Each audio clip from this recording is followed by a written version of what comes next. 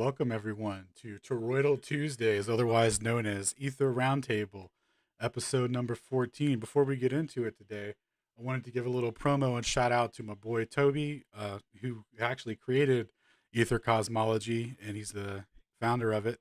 He's been putting in a lot of work on the back end, really, putting out a lot of good work. He's stepping into the game. I wanted to go ahead and promote him early, like get his stuff out there. So this is his information. If you're interested in supporting the work that he puts out, you can find his coffee right here, and I'll put the link in the chat. Cool. And then Toby also sells coffee. So if you're into coffee and all that, you can get his coffee. He imports it from Africa or something like that, and makes it himself. It's crazy.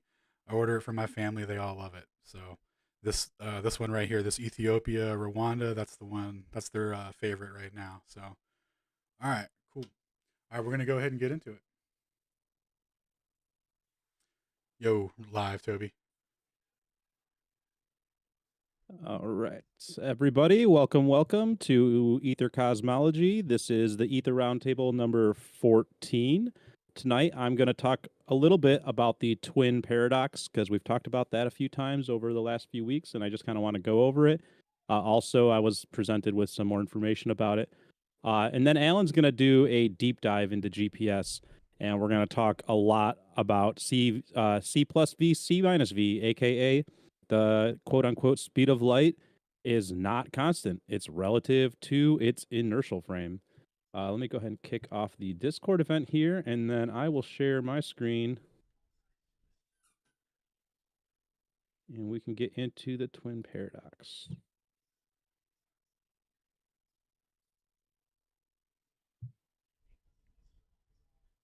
All right, I'll give everyone a second to tune in to the presentation. And then if everyone's ready, I'll go ahead and move on. So you guys can all hear me, right? Yes, sir. Ready when you are. Awesome. Cool. So this is going to be a presentation about the twin paradox. And essentially, we are living in Albert Einstein's thought experiment. Here he is, the man himself, Albert C. Einstein. C stands for clown. And let's get into his work on the electrodynamics of moving bodies. This is what he published in 1905. This is essentially the birth of our modern interpretation of the theory of relativity. So he says here that the unsuccessful attempts to discover any motion of the Earth relatively to the light medium suggests that the phenomena possess no properties corresponding to the idea of absolute rest. And then he says they suggest rather that the same laws of electrodynamics and optics will be valid for all frames of reference for which the equations of mechanics hold good. And then further down, this is actually still on page 1. And so it's interesting because when you talk to a lot of people about this, they will pretend to understand relativity, but then they will make arguments that are actually in contradiction to page 1 on the electrodynamics of moving bodies. And so here we go down to, it says here, the introduction of a luminiferous ether will prove to be superfluous inasmuch as the view here today to be developed will not require an absolute stationary space. And then he says, nor assign a vector or velocity vector to a point of the empty space in which the electromagnetic processes take place. And then just moving on here. So here is him deriving C as a constant. And he gives his example. He uses an atomic clock example here. And then he says, thus, with the help of imaginary physical experiments, we have settled what is to be understood by synchronous stationary clocks located at different places, and have evidently obtained a definition of simultaneous or synchronous and of time. The time of an event is that which is given simultaneously with the event of a stationary clock located at the place of the event, this clock being synchronous and indeed synchronous for all time determinations with a specified stationary clock. And then he says, in agreement with experience, so You're good. when he says this, he's only referenced, at this point in the paper, all he's referenced is his imaginary physical experiment about the clocks. And then he also referenced that we didn't measure any motion of the Earth. There's only two things he's mentioned. So that's what he says is in agreement with experience. He says, we further assume the quantity to be a universal constant, the velocity of light in empty space. So here's more of him deriving it. C is constant. So he has the equation there, and then he says, it follows from this equation that from a composition of two velocities, which are less than c, there always results a velocity less than c. So you know that old thing about like 2 plus 2 equals 4? Well, what he's kind of telling you here is that 1 plus 1 doesn't equal 2, right? 1 plus 1 will always be less than 1, as long as the, less than 1 plus less than 1. Even if it's 0.9 plus 0.9, always going to be less than 1. And then he says, it follows further that the velocity of light, c, cannot be altered by composition with a velocity less than that of light. So this is going to be, keep this in your mind when Alan starts going through the GPS stuff. This is, these are the rules. These are the rules. This is the groundwork for relativity and, special relativity. So then in 1913, Paul Lavant comes along, and he says, basically he's saying experimental facts that have recently been established have shown that if the equations are valid for one group of observers, they must also be so for all others, whatever their motion relative to the first group. And then he says, this leaves us with the paradoxical fact that any given light wave must travel at the same velocity for different groups of observers in motion relative to one another. So if you're in motion and someone else shines light at you, and you are somehow magically moving almost as fast as that motion of that light, then somehow time has to change so that you immediately, you have a proportional, that constancy of c is relatively constant for you and for them. So instead of just accepting that the light may or may not be constant, which has been demonstrated, and we'll get into that, you just have to go back to the rules. And then he says here, for the second group of observers, that the light wave will still be moving with respect to them at the same velocity of 300,000 kilometers per second. And then this is funny. He says, Einstein was the first to demonstrate how the necessary consequences of electromagnetic theory can by itself. It's funny he says demonstrate, because we just went through how he quote unquote demonstrated. He literally called it a imaginary physical experiment.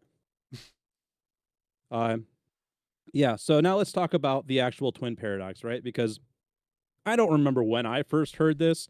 I don't know if I'm assuming most of us here are familiar with it.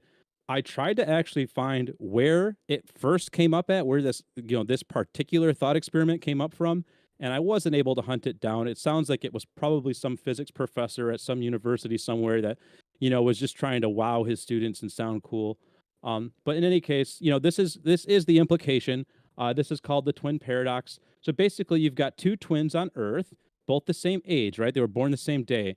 And one twin decides he's going to become a space traveler, and he's going to travel to a distant star. So he gets in his little rocket. As the space traveler nears the speed of light, because his rocket's going real fast. If you're going to go to a star that's, 4 light years away, you don't want to spend your whole life going there. But as he approaches the speed of light, their relative time slows down. So in his little rocket here, his time is actually slowing down because he's going too fast for that light to keep reaching him at the same rate that he would be, say, emitting it. Let's say he was shining a light out to him, right? So, his relative time is different than his. And then as the space traveler returns home, he finds that his twin has aged significantly more than him because remember, his time slowed down. His time stayed the same speed, quote unquote. But however, if time slowed down for the space traveler, what was the time shift relative to? Was the time shift relative to an absolute frame? Because there can't be an absolute frame of rest. We just went over that. This actually is a paradox, truly. Because relativity has to say no, but we live in an absolute frame, and all observation, all of our experience in life shows this. And this is someone named David pinged me on Telegram. with this quote from Gerardus Bau, who was a PhD astronomer, and he says, since in a truly relativistic framework, these two conditions are identical, who actually will have aged? And so, I mean, that's a good question. And that's, there is kind of an implication here of an absolute frame. Now, they try to, what's the word I want? Finesse their To way out make of this, it. they try to get their way out of this. They try to say they have an explanation. And here's going to be Ron Hatch is going to talk about, he talks about this argument put forth by Ohanian. And I didn't actually go through and find Ohanian's argument about this because I just didn't have the time. But essentially, I did see a couple of videos with laying out this argument. Essentially, all they really can do is come up with a covariant equation of how the time dilation occurs relative to each observer. That's the best they can do. And they use the idea of acceleration to be their differential. And they say that because the person on Earth is not in the same acceleration frame as the person that's going to travel to the star, that somehow resolves the paradox. Even though the person that comes from the star will still be a different age when they get back. So really, it's just some mathematical explanation, but it doesn't actually solve the paradox. And that's kind of what Ron Hatch lays out right here. And he says at the bottom, he says, he lays out, so the hyperbolic rotation effect is a general effect. It does not depend on how Terence and so if you read about this, there are a lot of people will use the names Terra and Stella or Terence and Stella. Terra is the one that stays on Earth. Stella is the one that goes to the stars. This does not depend on how Terence and Stella become separated, only upon their separation distance. Thus, the same effect should be observed by measuring the amount of time a distance pulsar loses or gains when an acceleration toward it is executed. If the effect were real, it would be easy to see. Ohanian's solution to the tick-tock paradox does not work and cannot be made to work. He failed to follow the implications of the solution to its logical conclusion. And then just to close things out, I'm going to just touch on a quick quote from Robert Bennett in his paper, the 1905 relativity paper, Analysis and Obituary, where he basically just goes through that exact Einstein paper that we started with and dissects it. And actually, I would recommend, if anyone hasn't gone through Albert Einstein's on the electrodynamics of moving bodies from 1905, I would recommend doing that because I had only actually glanced through certain portions of it before this, and having spent so much time thinking and meditating on these things and diving into the research on these things, to then go back and look at this paper was very enlightening for me because this is the groundwork, right? This is essentially the foundational document that our high priests in this world that we live in are forced to, this is their religion. So we should understand this. As incoherent as it is, we should be able to dismantle the incoherence. And then let's just read this quote from Robert Bennett. He says, Maxwell's theory is only tested in the lab frame. Validity in other frames of reference is assumed via the concept known as frame independence or covariance. But when the conductor is not in the lab frame, Faraday's law is invalid. This is consistent with Newton's bucket test. The water vortex is only predicted by the centrifugal law applied in the lab frame.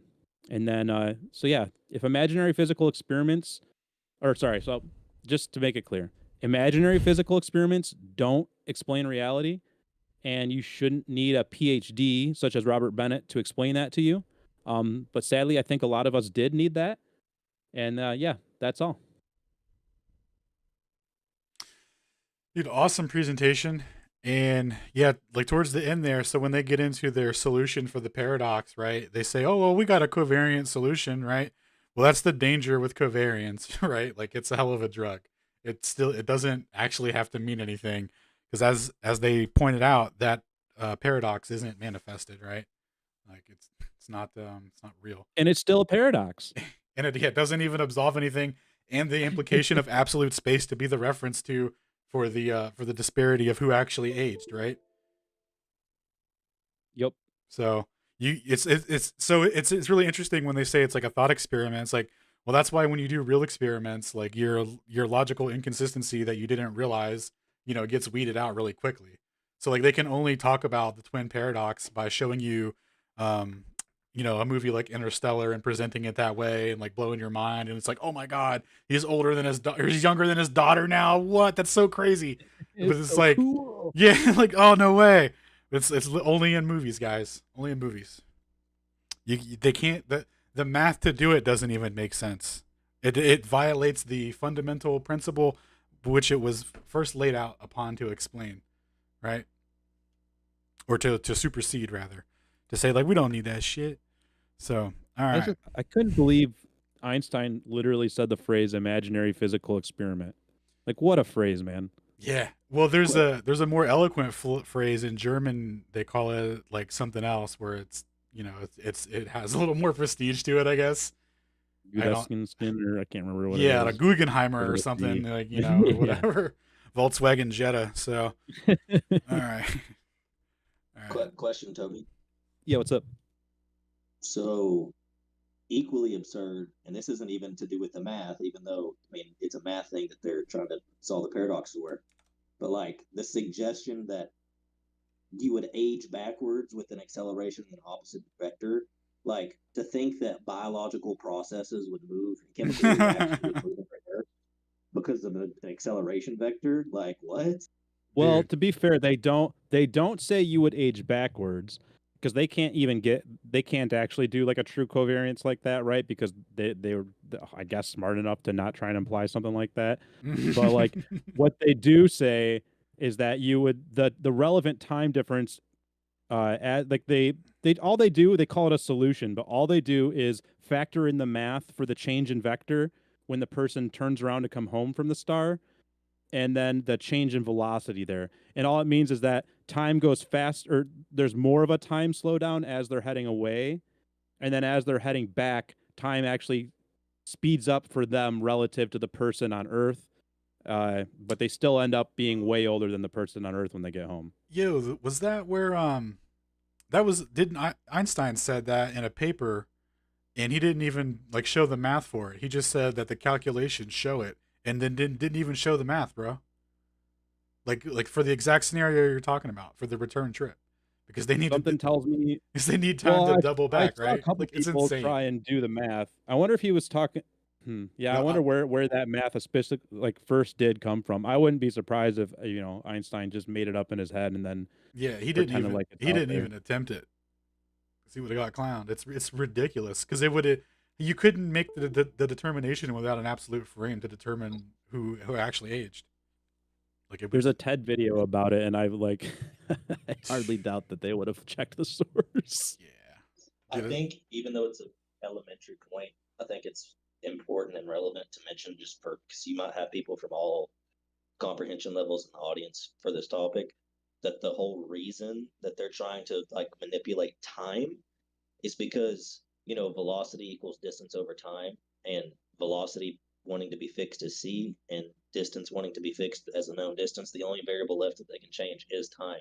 So they only have three variables they can manipulate. That's why they have to do this time magic, yeah. essentially. That's why, yeah, the gamma correction, like the Lorentz correction, is applied to the time axis and the x-axis, and the x-axis is the direction of motion. So those are the only two options that they could change to keep the speed of light the same as Piso was just saying. They can track the coordinate system that they're describing the motion through proportional to hyperbolically to meet c, so that they can say it's the same.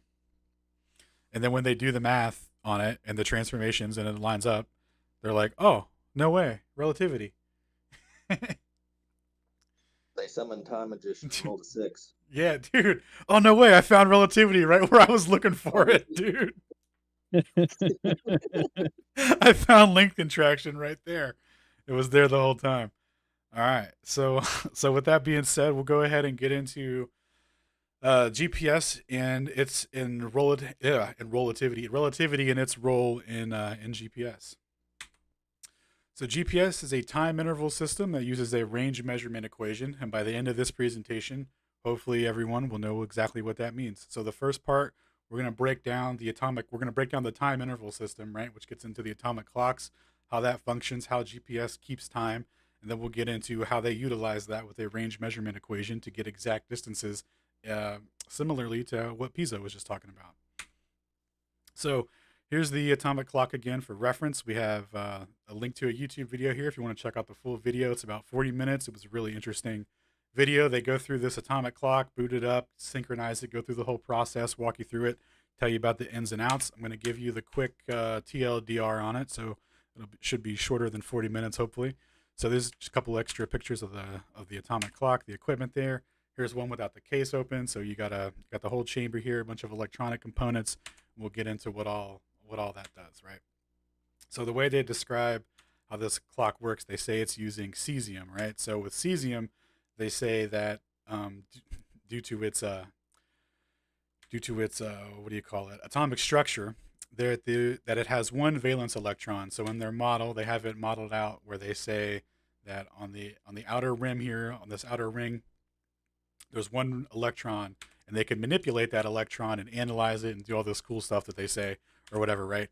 But that's how they explain it, right? So I'm going to explain it slightly differently than an electron orbiting a ring, a singular electron. So they have their cesium oven here where they house their cesium. They heat the cesium up. It turns into a vaporous gas. The vaporous gas gets channeled out.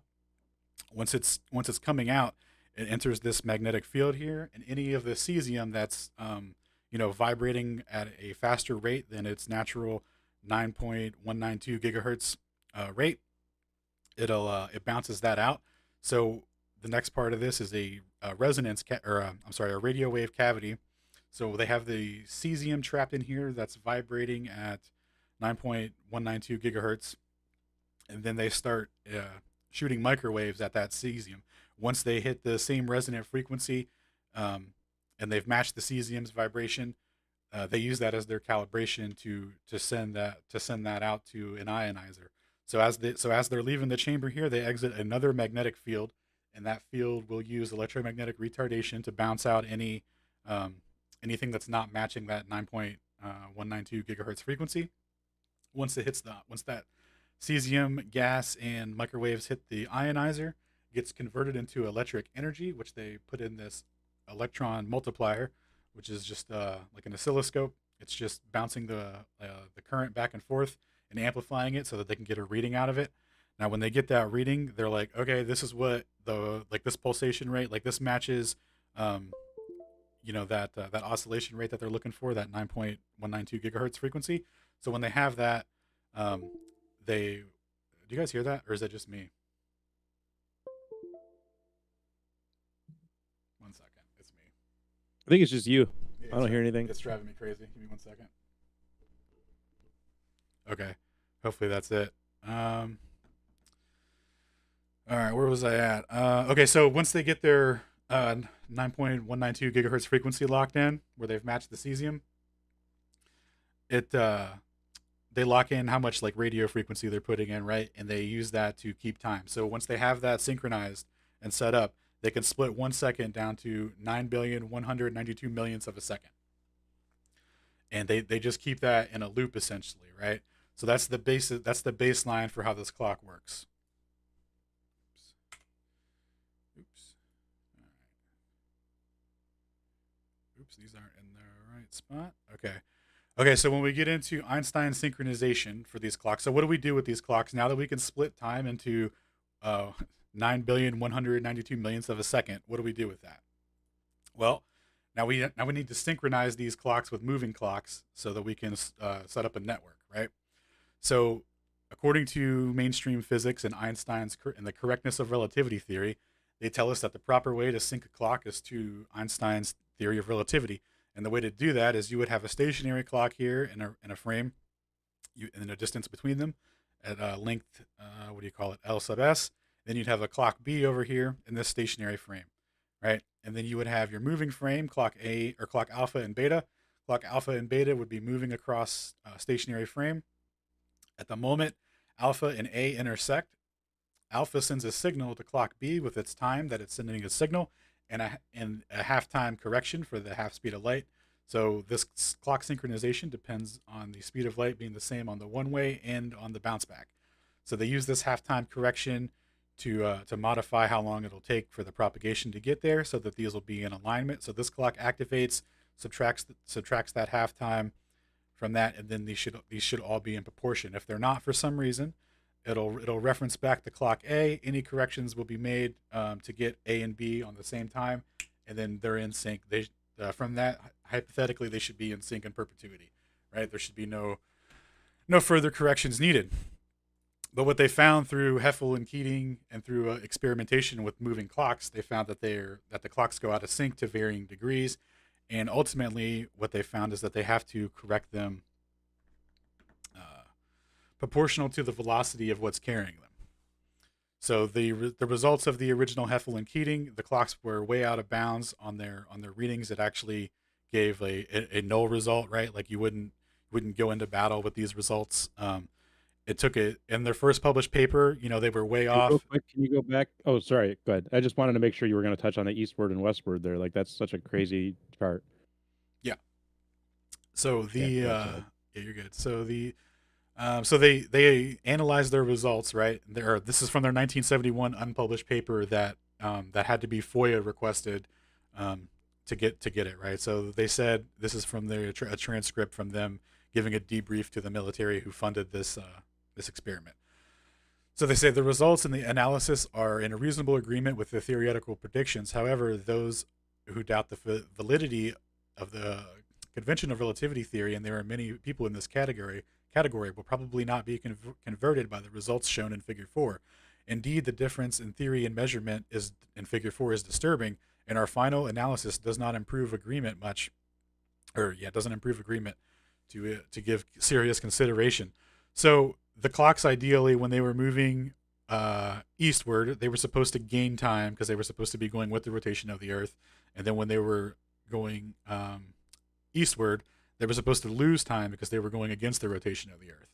So what they found was when they were going west, they went out of sync, even out of, so there was 4 clocks, right, on each trip, and then all 4 of them were supposed to go in and out of sync corresponding to their direction. And what they found was only 2 of the clocks did that, and then they changed. Like it was varying on the clocks. It was completely random. So when they were going westward, 2 of the clocks gained time, and then the other 2 lost time when they were all supposed to gain, that kind of thing.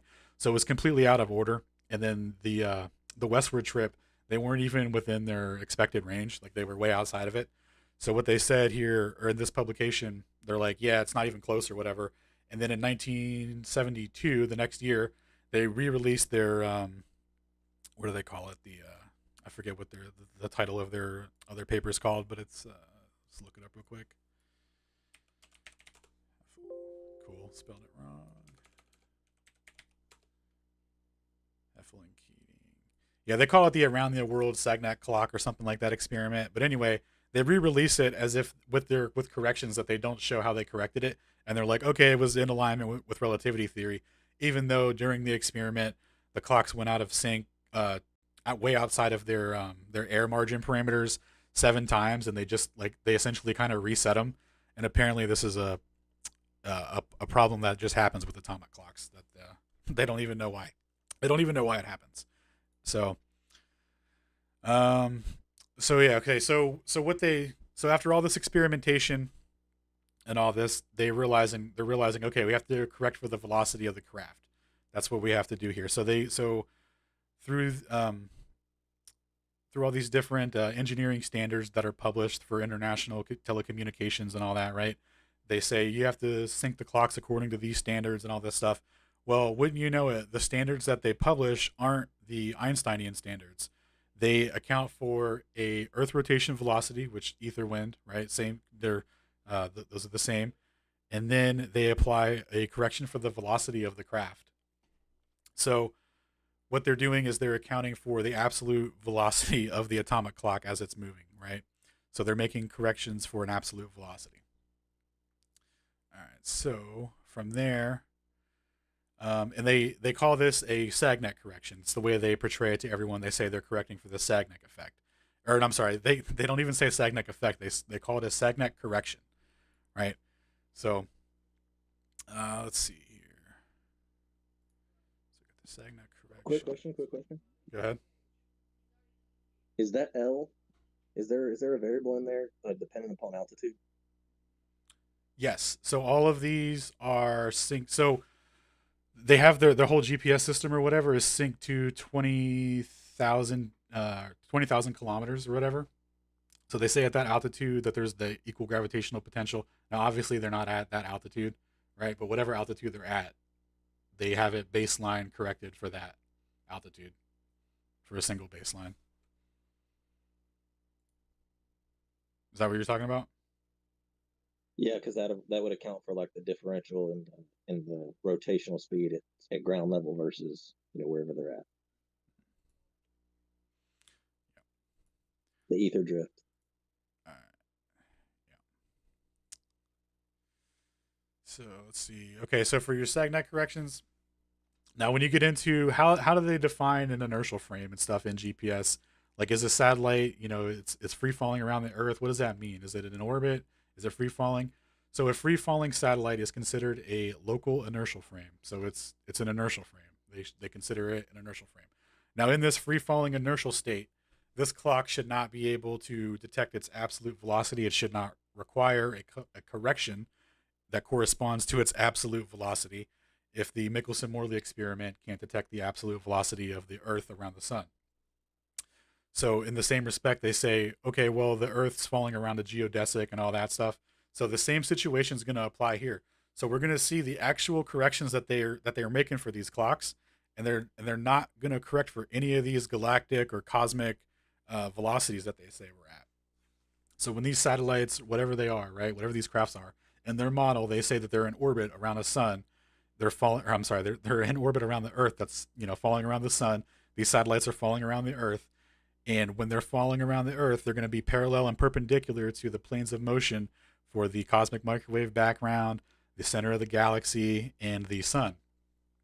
And when they're parallel and perpendicular to those planes of motion, their clocks should be out of sync corresponding to that velocity, and they never ever have to make any corrections that correspond to that. Right? These are first order velocity corrections that are being applied to the satellites based on its absolute velocity. So if we were moving at 5 different vectors through the cosmos and these satellites were falling around the Earth, they would absolutely have to account for these velocities if they were real. No, linear motion's never been detected with interferometry. Yeah, dude. So they say, right? So they say, and they redefined physics, built everything off the back of this 100 years ago. Now we have applicable technology and all this stuff, right? And they're trying to figure out how to get it to work. And they're like, okay, what's how are we going to get this to work? Well, what they end up doing is they take that atomic clock, right? They sync it to a local they sync it to the rotation of the stars. They sync it to sidereal time. Then they have their whole network of clocks synchronized to sidereal time that makes no corrections based on velocity corresponding to any of the motions that are required for heliocentrism to be a real belief system, right? So, what's the implication here? That the Earth isn't moving and they have a coordinate system that's synced to the rotation of the sky. So, here a lot of people, I was going to say a lot of people have pointed this out through their careers in GPS. So, basically, I came across this paper here, and what they were referencing was saying, they were like, hey, we make all these corrections for the velocity of the craft and all this stuff and, supposed Earth rotation, but why don't we have to correct for the velocity of the Earth around the sun? It's 1,000 times greater than Earth rotation, and yet this velocity is never corrected for. And then we have, let's see, so when we get, oh, dude. Okay, so those corrections, they don't correct for those, but you know what they do correct for? When these atomic clocks cross meridians. Right, so they can delete distance from them, but they don't need to correct for any of these things. So this is pointed out in by Ron Hatch in his book Escape from Einstein. After his 40 years of his 40-year career working in GPS and satellites and all that, he states that he's never once had to make any sort of orbital velocity correction in GPS. All right. And then we have here, so in regards to meridian corrections, for the time of propagation and for the atomic clock itself, this is in reference to an inertial navigation system, so a ring laser gyro. So that whole computer system will actually correct itself based on where it's at on the coordinate system. It'll change when you cross certain latitudes. So they have polar mode. When you cross the 86 latitude, it'll change coordinate systems. So they have a whole system designed on knowing exactly where things are on their coordinate system, and then the system outputs and tells you, where you think you're at on a coordinate system that you believe you live on. All right. So to kind of put all that into perspective with the corrections again, so this is in regards to some of the meridian corrections in the propagation rate for light. So it's been experimentally verified that the speed of light isn't the same going east that it is going west. So here we have an excerpt from Paul Marmot's paper where he's giving an analogous rendition to an experiment that was done where they took a clock from Washington to Japan. So to kind of just make the graphic easier here, he does New York to San Francisco, but applies the same time scale reference, and he says, so let's see. So the global positioning system determines that after a clock moves from clock A to New York and towards clock B in San Francisco, its displacement accumulates an extra 14 nanoseconds approximately with respect to clock beta. And we know that due to Earth rotation, New York and San Francisco clock moves at velocity v minus epsilon, and with the velocity of rotation for v, and then the epsilon is the velocity of the truck. Therefore, 14 nanoseconds are subtracted to its display in order to give the correct time. So this is, so this is an excerpt from the paper that he's referencing to. So just to show you that this isn't just some stuff that he made up or whatever. Right. Okay. So now we have the whole system of how clock synchronization is kept. So they've come up with a way to divide 1 second into 192 millionths of a second. They've come up with a way to synchronize their network of clocks that are moving, and then for how they're moving, right? So on a plane, it would look something like this. It would follow the magnetic field, the magnetic flux lines.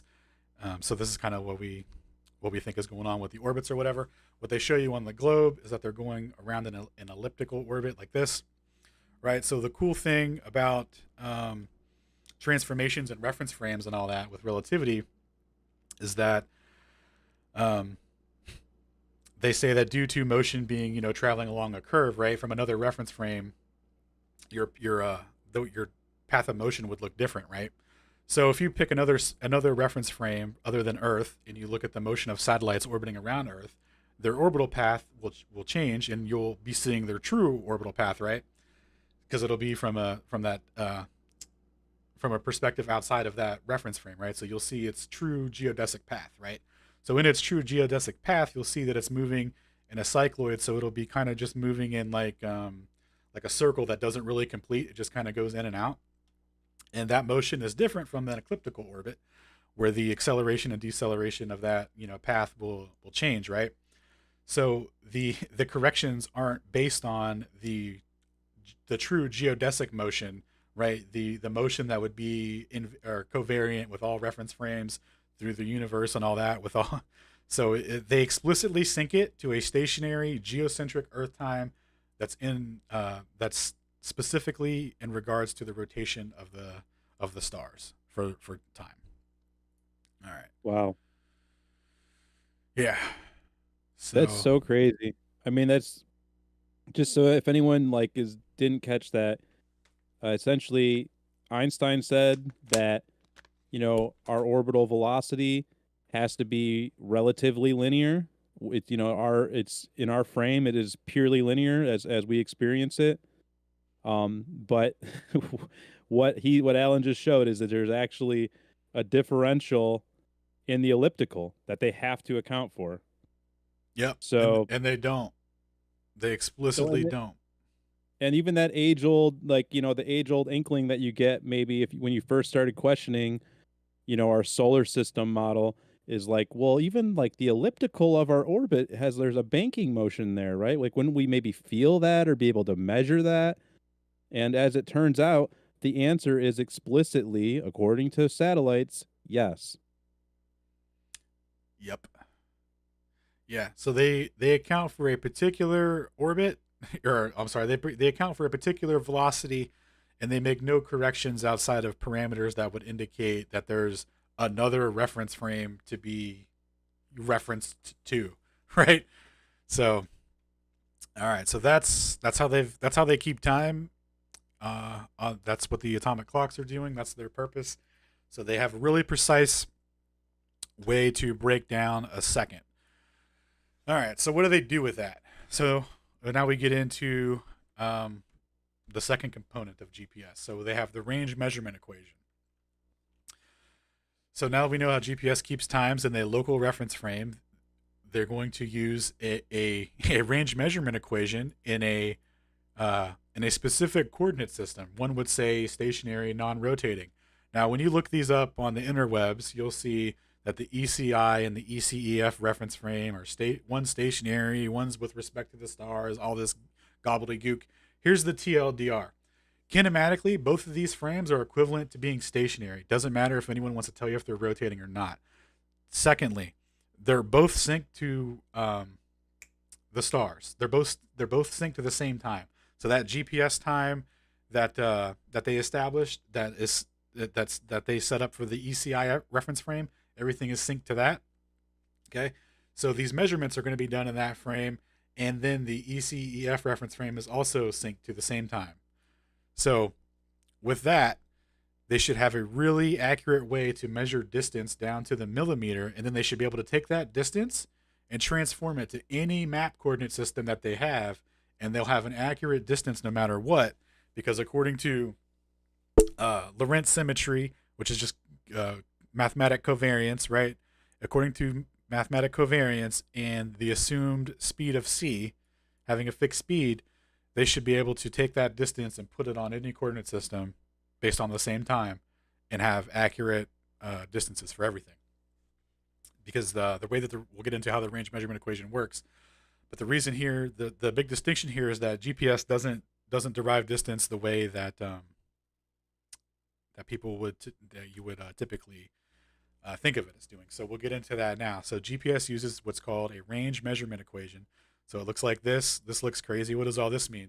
So this is the absolute value of the time that the signal was sent and received, multiplied by the time by c, and that gives you the difference, which gives you the distance. So the distance in propagation from when the signal was sent and received gives you the distance. So that's how they derive distance. So the traditional method of deriving distance would be having a unit of measurement, and then mapping it out and going, okay, so let's say one of these cubes is 1 unit of measurement. So you would go 1 unit of measurement, 2 unit of measurement, 3, 4, 5 units of measurement. So you would say the distance between C2 and G6 is 7 units of measurement or whatever, right? So that's not how GPS works. GPS says, okay, I'm sending a signal and my location is right here, and it took XYZ all the way down to the billionths of a fraction of a second to get it, or that's when they send it, that's encoded with it, and then your receiver gets it and it starts making references off of that, right? So that's how distance is derived in their coordinate system. So it's different from the traditional method, right? So we'll get into a little overview provided by Wang on how C is used in relation to this equation. So some people think that the range measurement equation is based on the constancy of the speed of light. On the surface of it, this may appear to be true. So again, this equation, there's your boy, speed of light. Look at him, he looks pretty constant. This equation looks like it definitely depends on this being a constant. So let's see. So on the surface of it, this appears to be true.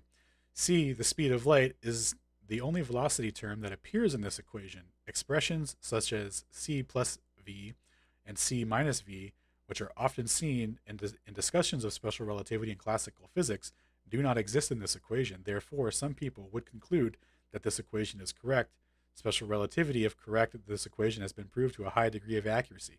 Special relativity has been proven with a high degree of accuracy, blah, blah, blah, to the 5 times 10 to the minus 9, right? So they're saying that if you look at this equation, you're like, okay, like bet, special relativity, okay?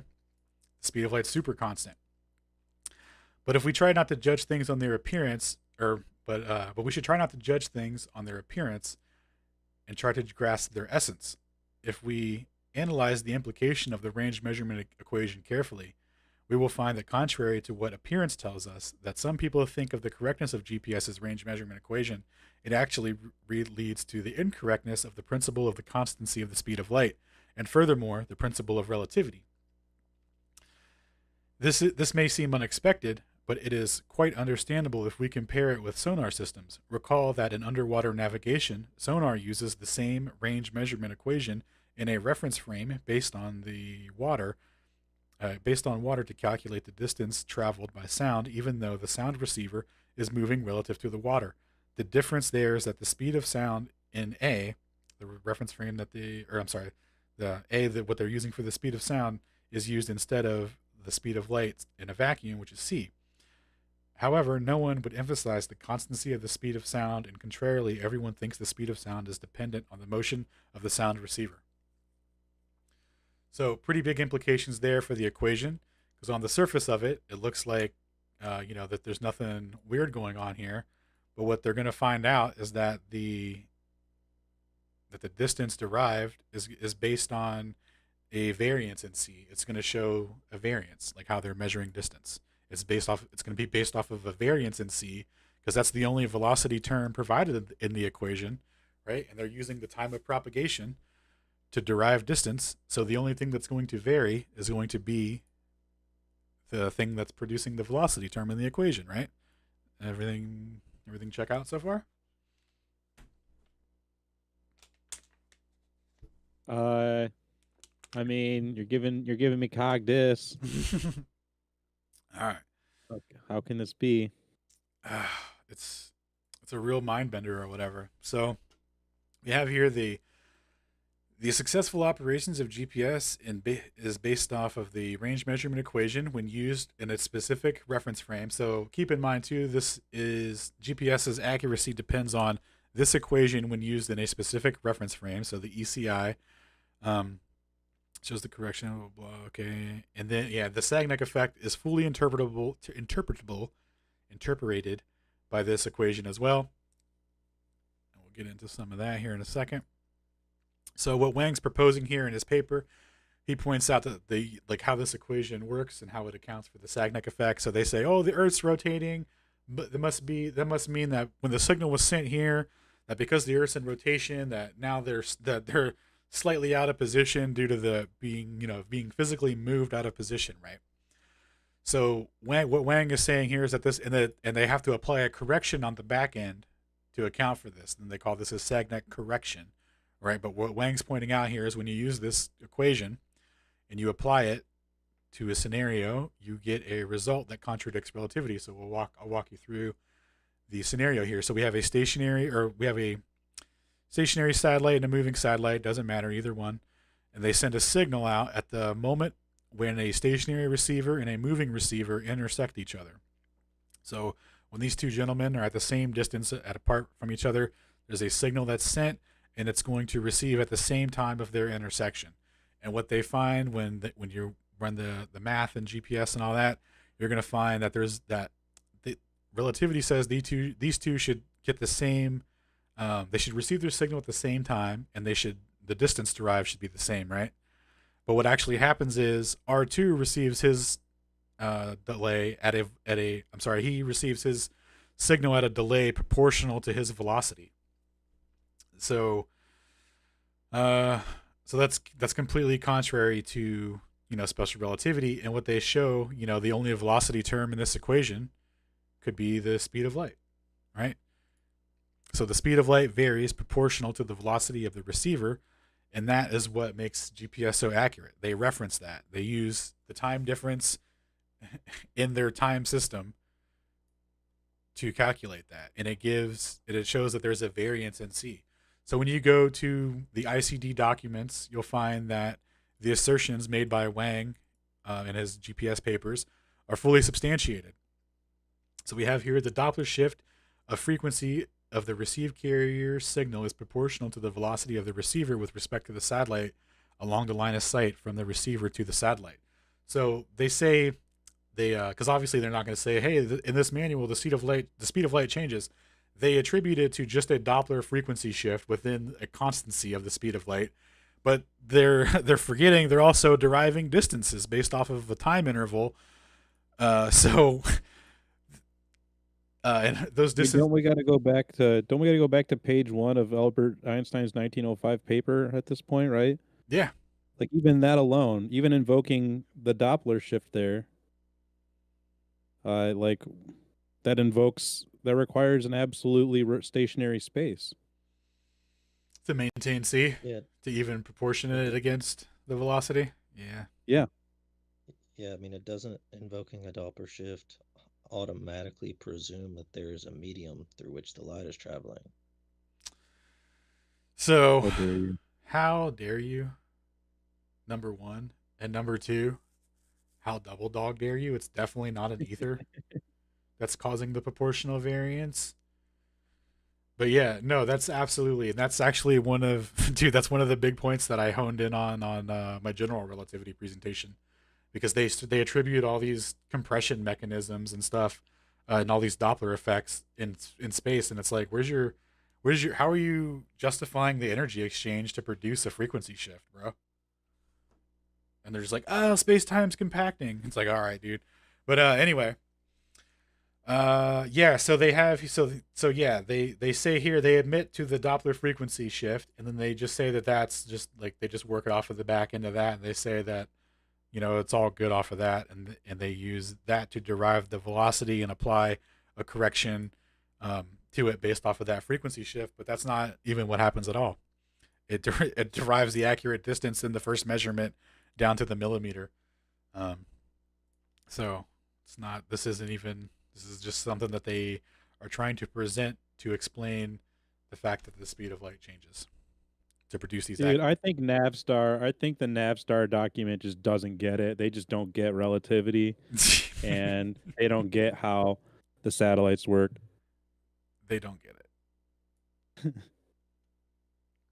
And then to show They get it, but they don't. So to kind of show what all this means, like what's the ECI? What does all this mathematics and clock synchronization mean? What does it mean to be in reference to the center of the ECI and all this shit? So when you go to Wikipedia and you see GPS and all that, you see their orbits.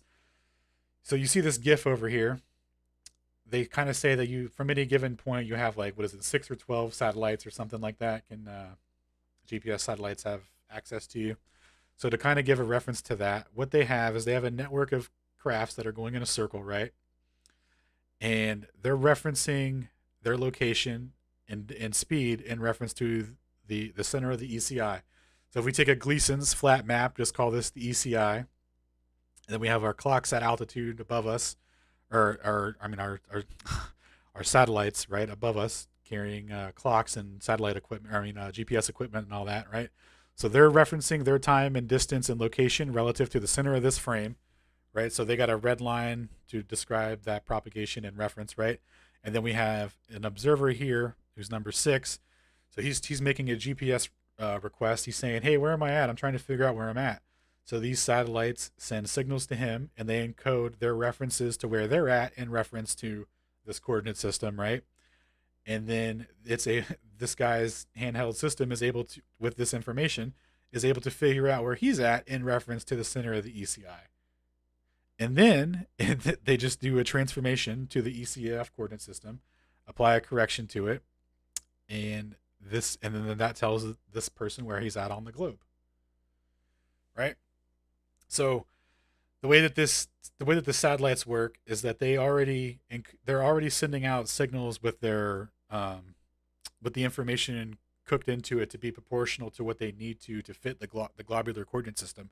Because if you recall back to what Paul Marmot pointed out, he points out that they make meridian corrections for the time of propagation and for the atomic clocks as they're moving. So anytime there's a what you would call like the equivalent time for, you know, C to propagate across meridians. They they just they just delete that time. So you have so when using GPS to get your location on the globe, you have no idea. Um, you know, it's only going to be local to you and like tell you like where you're at specifically, um, On a globe. on the globe. Like it's not gonna like you're gonna like if you because there's people that do this thing where they'll be like, oh, we verified our measurements with reciprocal GPS zeniths. Like, dude, like they for real use GPS zeniths, dude. So that's exactly going like that kind of stuff is exactly what's going to output the globular coordinate system. When you hit up a distance propagation of that long, right? The meridian corrections cooked into it. It's going to give it's going to always return back to the globe. So that's kind of what I wanted to illustrate here with all this math and how it would work on a flat Earth and stuff. So it's just you would have your system propagating, or you know, you would have your network of satellites doing their thing. You know, whether it's electrostatic tethering and they're, you know, going around the equator, or their balloon network, doesn't matter, whatever, right? How they're referencing and what the and how it works. It's all this is it right here. This is all they did. They just sync this stationary frame to the stars, and then they have their ECI or their ECEF frame, so that when they apply. So this is the other crazy part, boys. So remember how I said that the time for the ECI and the ECEF frame are the same? So they derive this distance measurement. Now, when they apply that distance, it should be the same under all frames, but it's not. When they transform it, it's not the same. They have to make corrections to it, but they're the same time. Those are Sagnac corrections, right? Yeah. So these are corrections that they're making on the back end to fit everything to their coordinate system. So this is exactly how the entire system works and tells you where you're at on the globe, because they on the back end they make a first order velocity correction to the time of flight. Like that's insane. It's not supposed to be like that. They wouldn't have to do that. And don't forget to mention, bringing it back to the beginning, that it's measured physically, because the cesium's getting cooked at a different speed in a certain direction, because it's literally propagating in that little atomic clock the EMF faster in one direction. Yep, there's direct explanational math to explain everything that's happening. And that's exactly what Alan is showing here. And yeah, essentially, you would know if anytime you're invoking GPS, you can never know that they would possibly be doing anything other than this. This is such an awesome diagram because really, unless you've gone out and done physical measurements against something other than the sky, because that's all they can invoke is the sky, which most of this is built on, you know. But until you've gone out and done measurements against something other than the sky, you cannot possibly assert anything other than, you know, you have to acknowledge the fact that all of your coordinates, all of your mapping is based on what's been given to you, which is based upon a model that is, you know, every time you're receiving any GPS information, it's coming through this filter. There's a transform happening. It's giving you a coordinate relative to the ball, not a coordinate relative to, you know, your absolute space on what, you know, a potential flat Earth map would actually look like. 100%, man. And the fact that they apply these corrections at all is a violation of special relativity. It shows directly that the speed of light isn't the same. And I'm not even like, this isn't something that I'm I'm not like, I didn't just discover this, right? Like this is stuff that people already know about in the field, you know, academics, etc. Like there's published papers on it. It's just no one talks about it, and then everyone just acts like no, but that's not the truth. Well, if you come out and say it too directly, like Paul Marmot did, then, you know, and even he was still trying to be polite about it. Dude, he was still polite about it, and he even tried to co-opt the quote unquote relativistic effects and keep the whole paradigm intact in terms of relative motion and all that gobbledygook. and they still slayed him. And dude, I think personally, it was because he mentioned those meridian corrections and that stuff. Because that's devastating, dude. The fact that they do that, because that's like when we first were going over how GPS works and the variants and all that. Shane was like, "Oh, okay, so like there could be a shadow coordinate system." Like he realized immediately the implication of it, and then but there was like no way to like back that up. The like that's it. The meridian corrections are it. that's that's like that's a fake court. Like you could never reference that to anything. Like so if you're questioning GPS, right? Like that's it. Or I can't. Yeah, and who Oops. was it? Who was people, the scholars that they got the GPS data to do analysis on it, and they found when they received it that it had already been transformed. So they didn't even actually get the raw data, right? It was transformed GPS data that had already had Sagnac corrections applied and had essentially all the coordinate system baked into it. Yeah, that was the boys Wolf and Pettit right here, 1995. They analyzed some quote unquote raw data from a GPS center in Chicago, where they were analyzing raw data trying to determine the one way speed of light. Because with this clock reference system being so precise, and the measurements depending on a one way it's a one way measurement. So they're like, oh okay, we can measure the one way speed of light. So what they, that's what they were trying to do, and what they found is that the data on the back end that's saved in their storage, units or whatever, is already SAGNAT corrected, so you can never tell any distances or variance in the speed of light from it. And their determination was that the speed of light is the same in all directions based on the data they observed. But they noted in the paper here that the data was already SAGNAT corrected. So it's like, well, they didn't determine anything. They looked at something that was already fit their presupposition and then said, "Yep, all nothing to see here, folks." That's crazy. Question. What's up? Thinking about the meridian corrections, I mean, we know that they're doing the corrections on the server side on the back end before it gets spit out to your phones. But because they're doing these meridian corrections, like if you think about time zones, right? Time zones do not match meridians. I mean, if you looked at like the time zone thing, so like if a person was to take the already converted coordinate system that we get to our phone and they wanted to try to like work it backwards, they wouldn't be able to because they wouldn't know what kind of like they wouldn't know the actual transformation that's happening at each meridian line. Like that information is not actually described here, I don't think. You would have No, to know you that in order no to you. be able to work it backwards. That's exactly it. You would never know. And then so when they're like, oh, the GPS, I decoded the information and it said that it was at this altitude. Well, all that's already going to be cooked into it because this is going to be a scaled invariant system. So it's gonna be obviously a local system, and then it's gonna be scaled out to where they can just have, okay, all the GPSs are at 20,000 kilometers altitude, blah blah blah, right? And they just start cooking in everything under that paradigm, and it's not even at that altitude. You know what I'm saying? But yeah, like you're exactly right. It's gonna show exactly what it needs to show for the globularists to continue their belief system, even though the corrections made to the clocks themselves contradict their theory, show the Earth stationary, show they only account for one rotation. It's the rotation of the stars. Why is the rotation of the stars being calculated in reference to something that's falling around the Earth? Doesn't make any sense. It's insane. Like the implications here are so solid that if you just take like if like the only I don't know, it's wild, but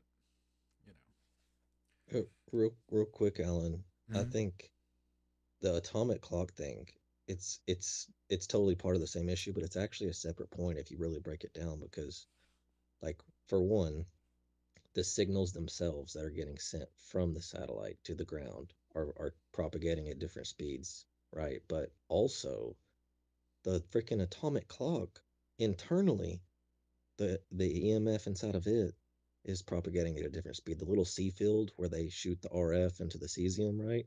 Mhm. Like it's literally traveling. It's on a nanoscale because it's a tiny little machine, but like on a tiny scale, it's traveling at a different rate in one direction versus the other, and it's causing so many billionths, so many 8 billionths of a second to be off.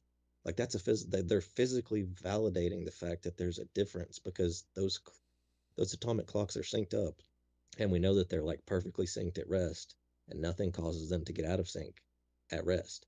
And if you think about them things moving through the sky, there shouldn't be any difference in the local time of the clock, right? Even if they're, moving through the air and they're getting there, you know, and you're accounting for motion, all these things internally within the clocks themselves, they should still be synced. So the fact that they become off shows that there's like some super viscous material that's affecting the flow of the RF field that's cooking the cesium, which would be the ether.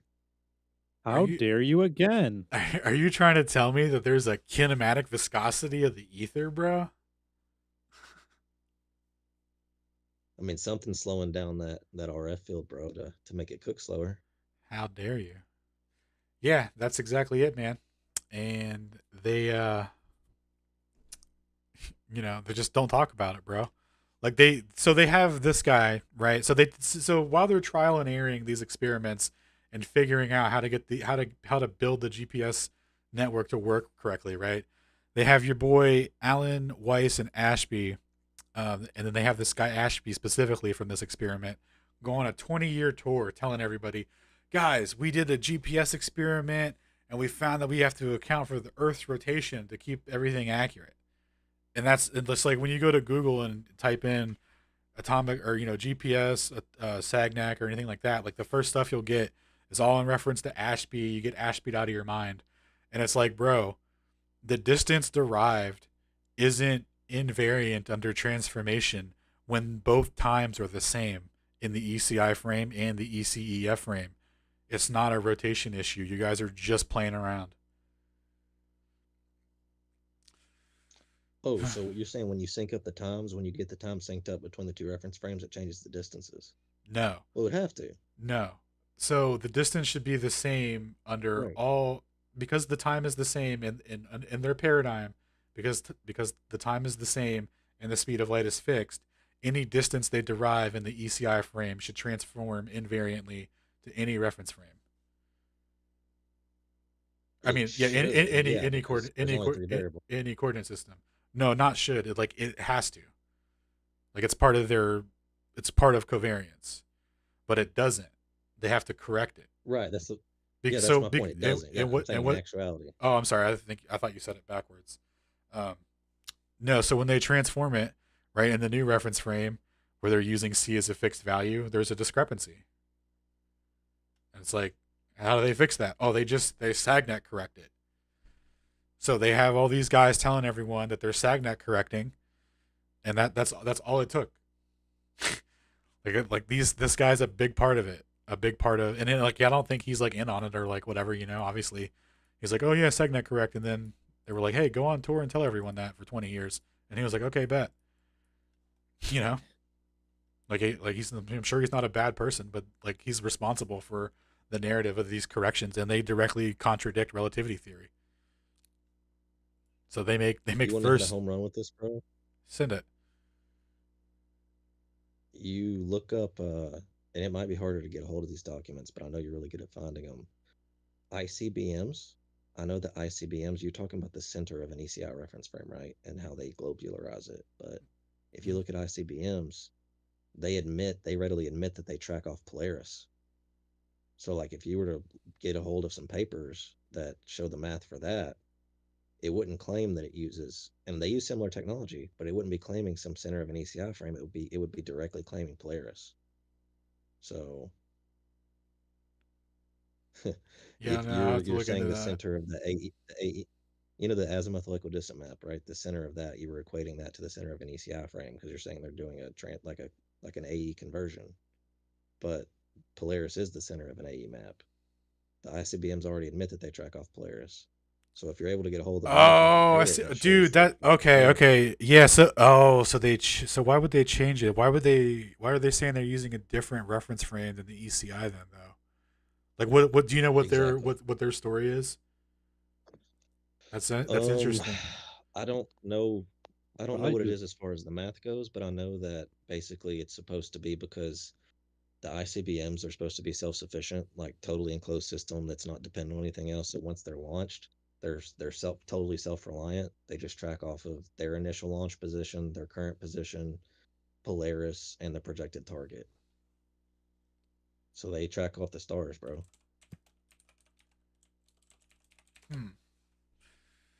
Yeah, okay. I'll have to look into that. That would be really interesting because like the equivalence would be there with that coordinate system. And then they're just saying Polaris to make it seem starular, right?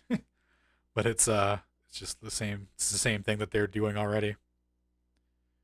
That would be Yeah, if they end up doing the same Sagnac correction though, and everything checks out the same with what the math they're doing is, it would be pretty damning because it would show that the Polaris is the center of the ECI frame. yeah. Yeah, it definitely will. All right, so that's let's see, we're almost done with GPS here. So let's round out. Let's round out here. So this is how they kind of say it works. So my rendition was, I'm sorry, my rendition of this of the ECI on a azimuthal equidistant projection map is as follows. And then how they say it works on the glob is they're referencing the center of the glob, and the satellites would be out here, and they're triangulating distance relative to the the surface of the glob from the center from their signals, right? So very cool.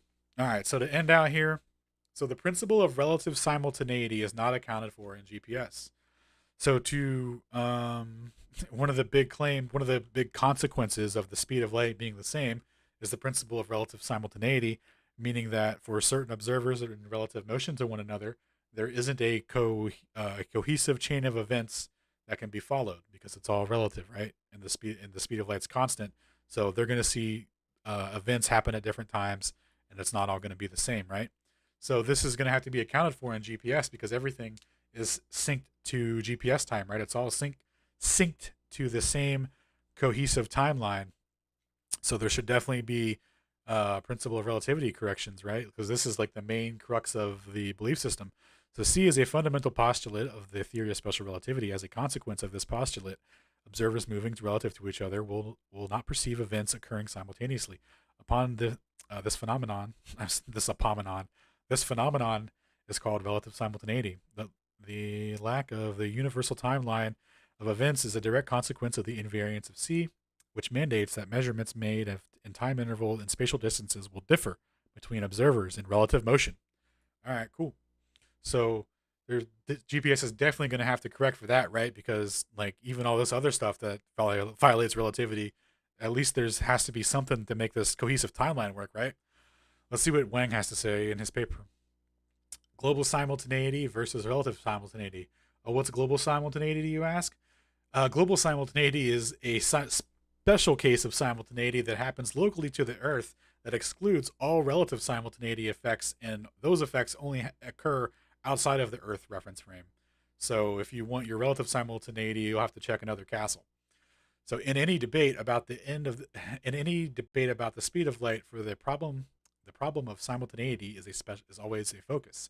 Special relativity claims that the relativity of simultaneity, which states that two events occurring at two different places, which are viewed as simultaneous for an observer in a system, usually are not simultaneous if observed for an observer in another system.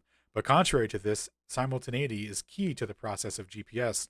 GPS is a timing, ranging system. It does not directly measure the distance between two places where events, the distance between two places where two events, i.e., signal transmitting and signal receiving, occur.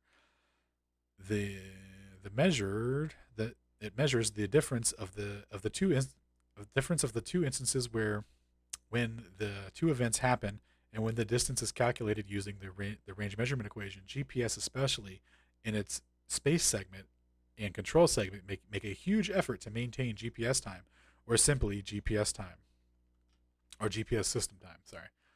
In a scope where GPS is applied, roughly a scope of a diameter of 50,000 kilometers or bigger, if one is using GPS, one is using GPS time, and therefore the concept of GPS of simultaneity of GPS. So if two events happen at two different places and the coordinate system is given for event number 1, so x sub 1, and then the coordinate system for event number 2, x sub 2, are simultaneous if the time in event number 1 is equal to the time in event number 2. So this is true no matter who the observer or the receiver is, or where the receiver is, what its status is, or what speed it is. This is the basic operational principle of GPS. We call it global simultaneity. In the textbooks about special relativity, the most commonly cited example about relativity of simultaneity is the example of the railway platform in a moving train. It says that two events, e.g., two strokes of lightning, A and B, which are simultaneous with reference to the platform, are not simultaneous with respect to the moving train and vice versa. But now GPS receivers have been utilized extensively on railway platforms and moving trains and lightning at two different places, A and B conceptually at the same time, as the emission of GPS signals from two satellites or two DGPS stations. In fact, if the signals are emitted from two satellites or two DGPS stations at the same GPS time, both GPS receiver on the railway and the GPS receiver on the moving train would acknowledge the two events of the emission of the signal to be simultaneous. Without this basic acknowledgement, the GPS receivers cannot function at all. So, what do you know? They can all accurately register and derive distance based on the same cohesive timeline. Wow. And they all get their information at a variance relative to their velocity. Thanks, Aether. Crazy. Oof. So this is a huge problem because the distances derived here in these scenarios, where two signals are sent to observers that are moving and stationary, shouldn't derive the same distances. But they don't need to make any corrections. The range measurement equation accurately derives the distance down to the millimeter, with no built-in corrections. It just does it inherently by ratioing time against the speed of light. And yeah, I mean, I was talking about the twin paradox earlier and how it's nonsensical. And Alan just spent the last hour explicitly demonstrating how it's nonsensical.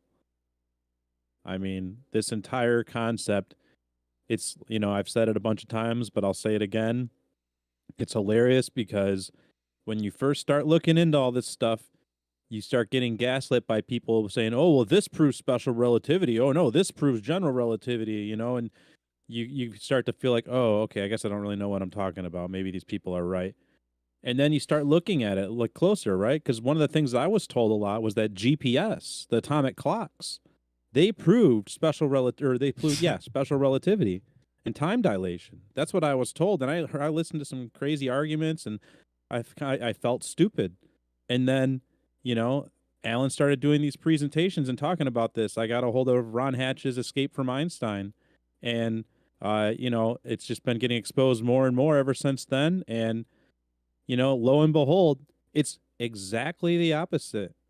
Like, it's actually really awesome because it's one of those things, like all of this, where once you really, really start looking under the hood, the more time you spend looking at it and picking apart what they're actually doing, the more it all actually makes just mechanical sense. Like a classical framework explains it all. The velocity is proportional to the ether wind. The decay rate of the atomic clocks is proportional to the ether wind. C is not some magical constant that space and time bend around. There's no such thing as time dilation. It's just a sensible, it's so sensible.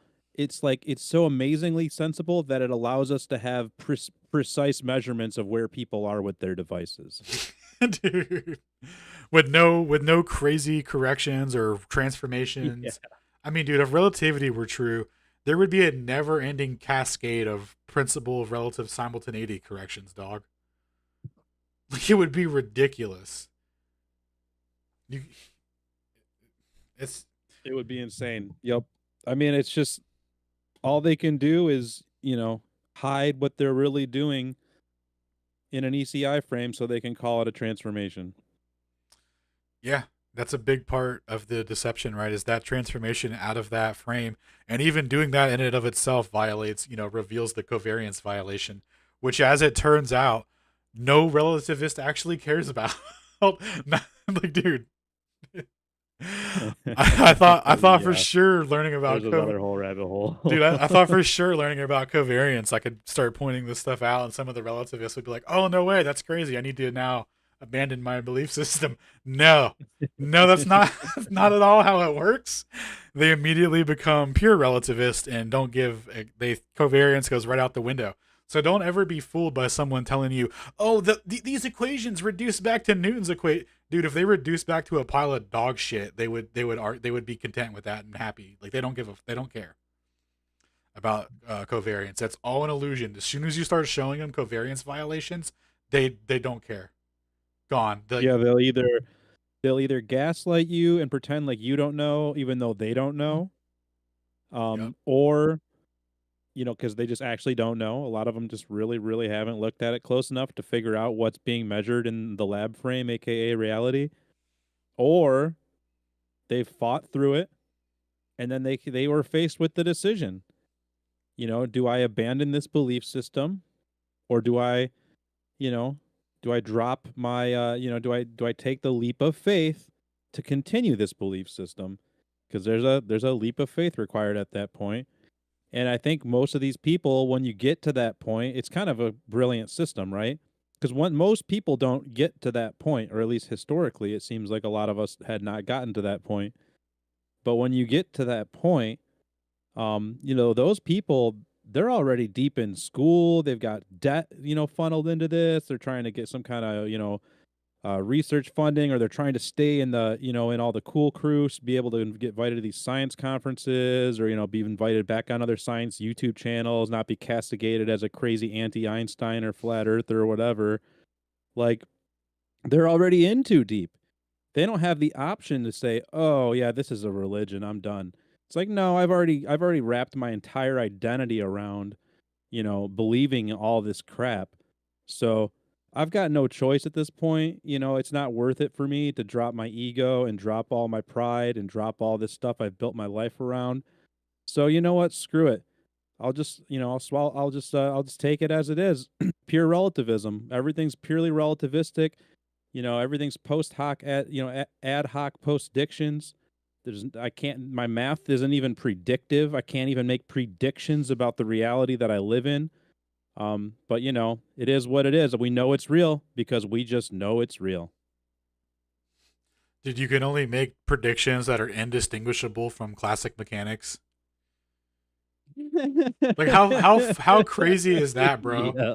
The Pound Repka Dude, experiment and Pound Snyder right. experiment, like I don't even know how they got to the experimental phase and didn't realize that the predictions for both theories were the same.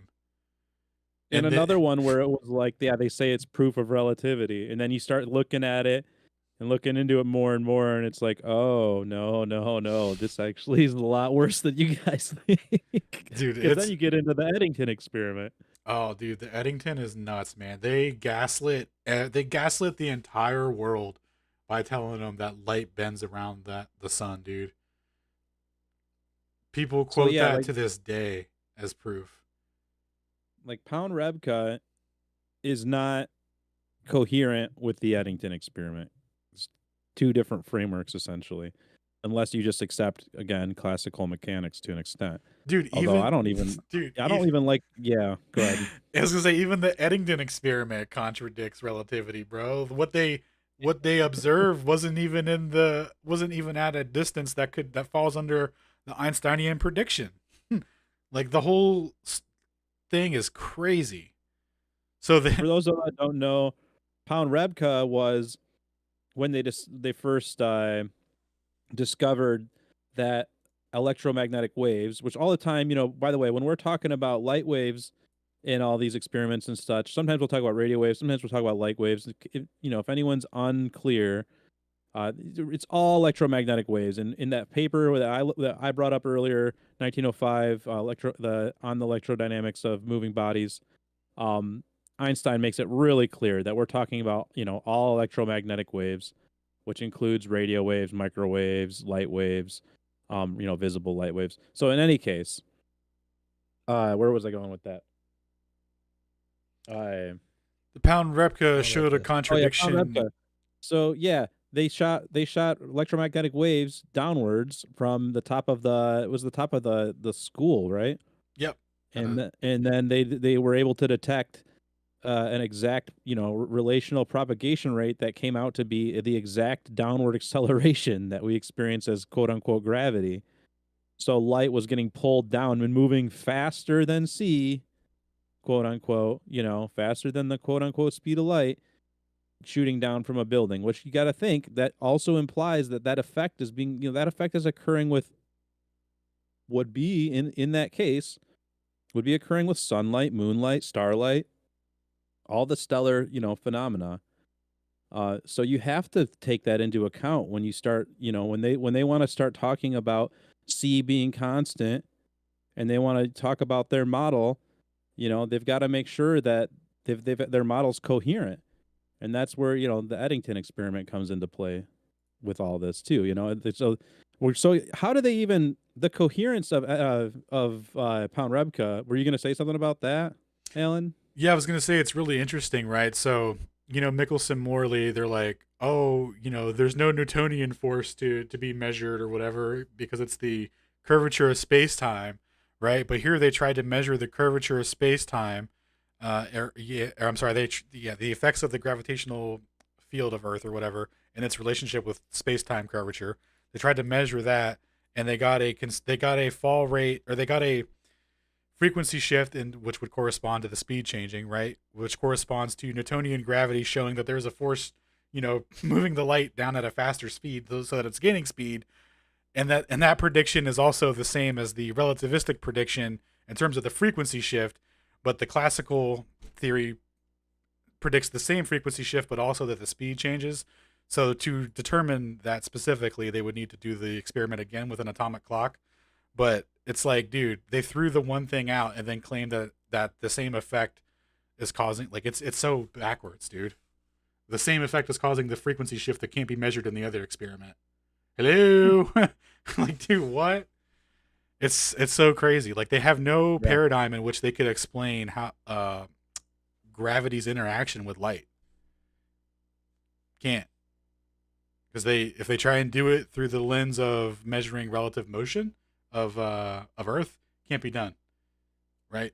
But when it's falling down, they're like, oh, it could be done, but like maybe we'll do it again with an atomic clock. Guys, they never did it again with an atomic clock. Spoiler alert.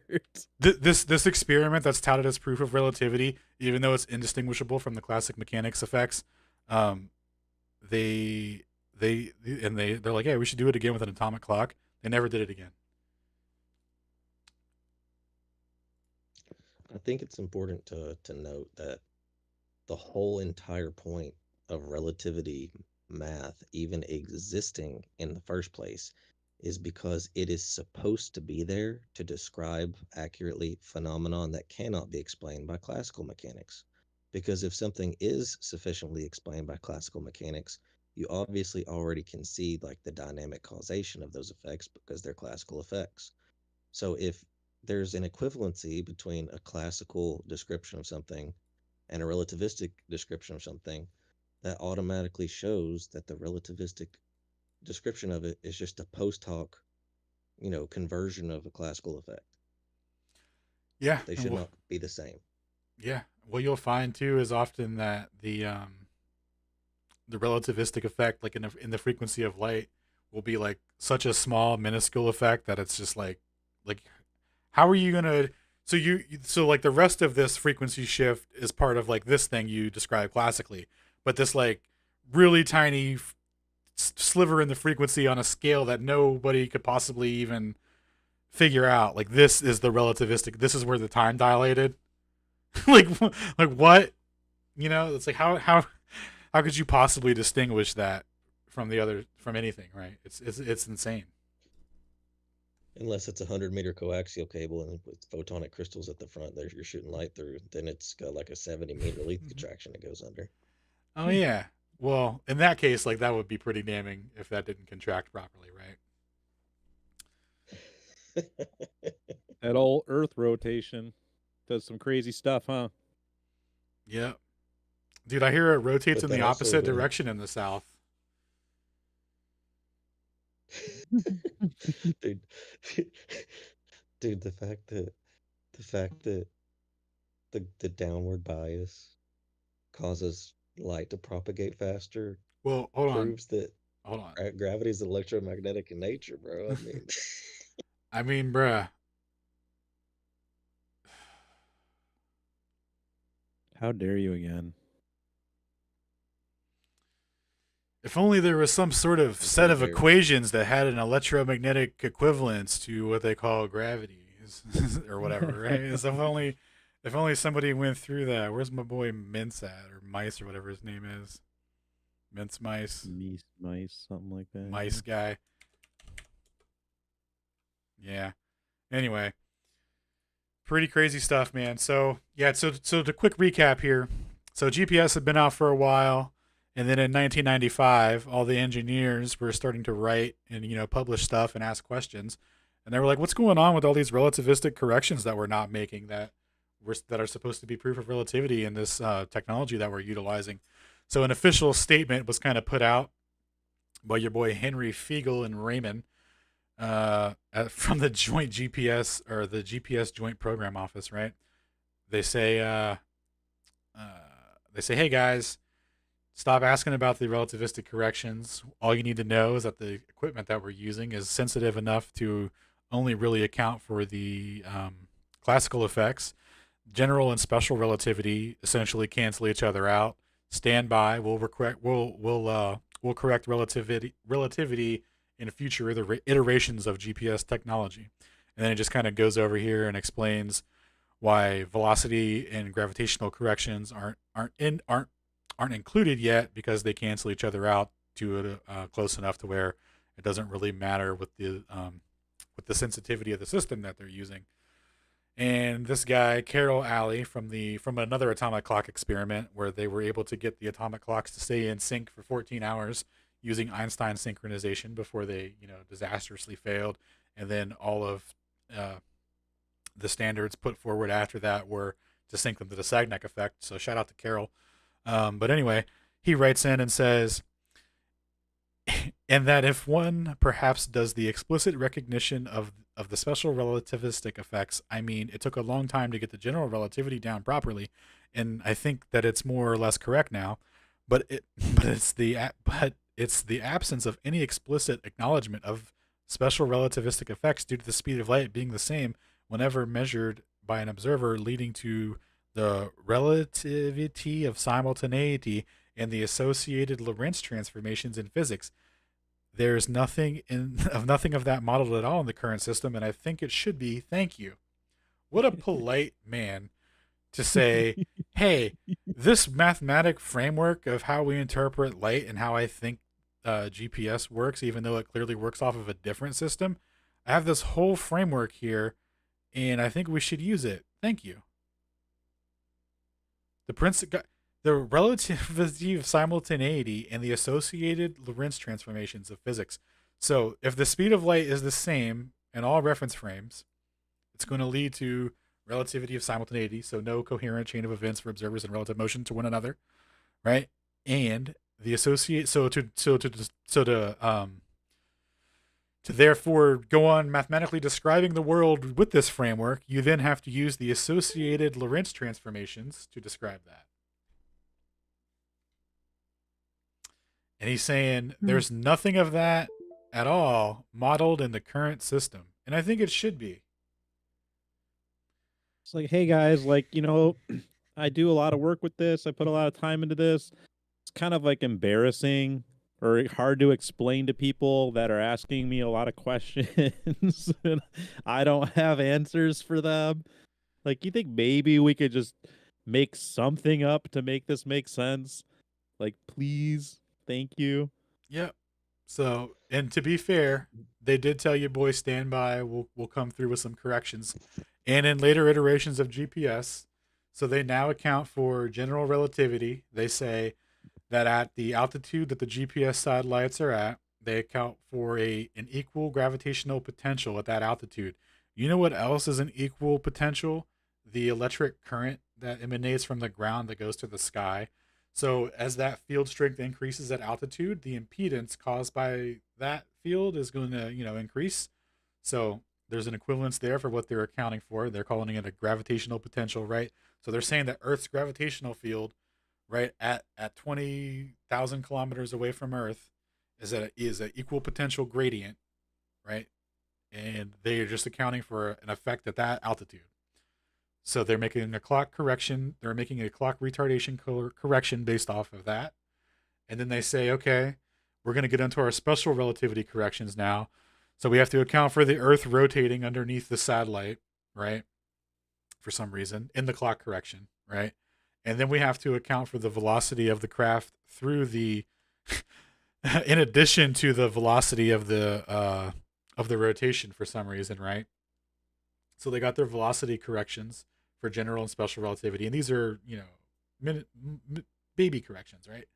And then they have their SAGNet correction, which is an entirely separate correction that they apply through what's called a Lorentz rotation, separate from the Lorentz boost, which is the type of Lorentz transformation that we're all familiar with, where we go, oh, okay, length contraction, time dilation, where they're changing those two coordinate systems by shortening the distance, right?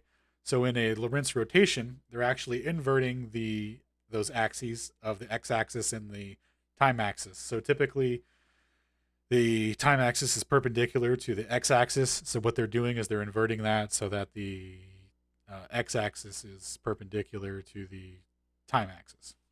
So they're you just never know. You never know which axis you're gonna need, dude. You don't know if it's the axis of rotation, the Lorentz axis, a fucking. That's just the way nature is, man. That's just the way nature is. You just never know which axis you're gonna need. Sometimes you might need one. Sometimes you might need the other. Sometimes you gotta rotate it. It just depends what nature's in the mood for. You never know when you're going to have to assume a geometrically convenient position to view something that violates your worldview. So to always have like a cylinder queued up to be in the center of, like, it's smart. You either use two Lorentz transformations, or AKA two Lorentz boosts, Yeah. or you use the Lorentz transformation and a Lorentz rotation. No, yeah, we just one rotation is equivalent to two Lorentz boosters. Oh, okay. So you don't have to actually do a transformation with the rotation. The rotation itself is the transformation. Okay. Gotcha. So yeah, pick your poison: a couple boosts or a rotation of your entire coordinate system. Yeah. So let's see. Real quick for you before you close.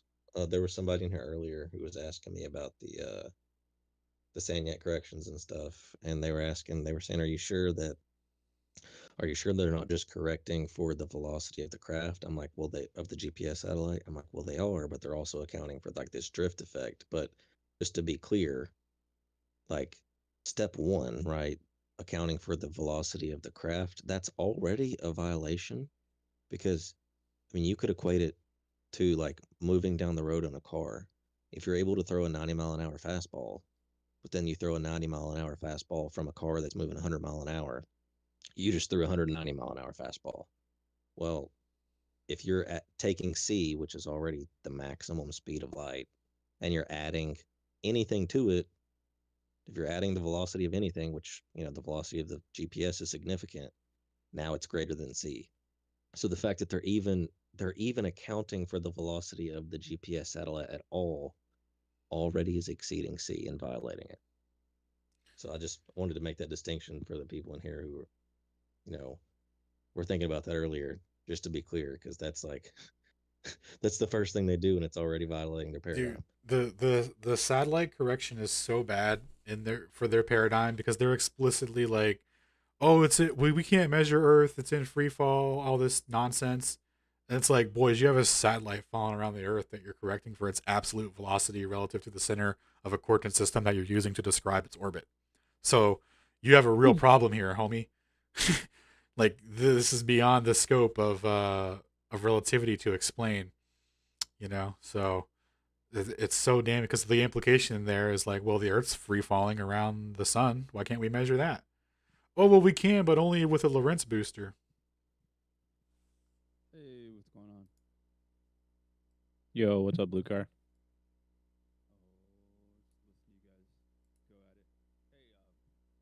GPS satellites, are those really in towers on the ground or what? So some of them are, but there's apparently some craft somewhere. They've got a network set up. They've got corrections based on the velocities of the like further movement and stuff. Now, are those the exact velocities that they say they are? Like we'll never know, right?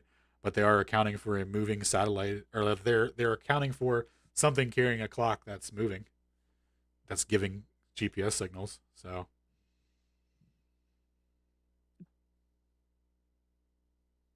Interesting. I've always wondered how that worked. yeah, Yeah, Alan just did a whole big presentation going pretty deep into how they do their coordinates. And yeah, he touched also on specifically the satellite orbit. And interestingly, the way that they calculate for the quote unquote orbit, uh, if you map it over a flat Earth, the elliptical path that it follows, they actually have to account for an elliptical, like in the way that the light is projected from the craft and with the atomic clock calculations. They have to account for an elliptical, like movement of an elliptical orbit. And on a flat Earth map, we have an elliptical, so that makes sense. There'd be a banking motion at each end of the elliptical. But on their globe map, the problem is it's not supposed to be detectable like that, like at all whatsoever. That's supposed to be an inertial frame. That's all those crafts would be in the same inertial, or they'd be outside of the Earth inertial frame. So the fact that it uses the Earth inertial frame to reference where it's at is a big problem because, and the fact that it can detect that difference in that banking motion is a big problem because that would mean that we'd be able to detect the banking motion on the Earth in our orbit around the sun. So it's crazy. Like it's one of those things. Whereas like you kind of just suspect it's all fake or something, and then you start looking into it more, and you're like, oh, okay, I guess there's something up there.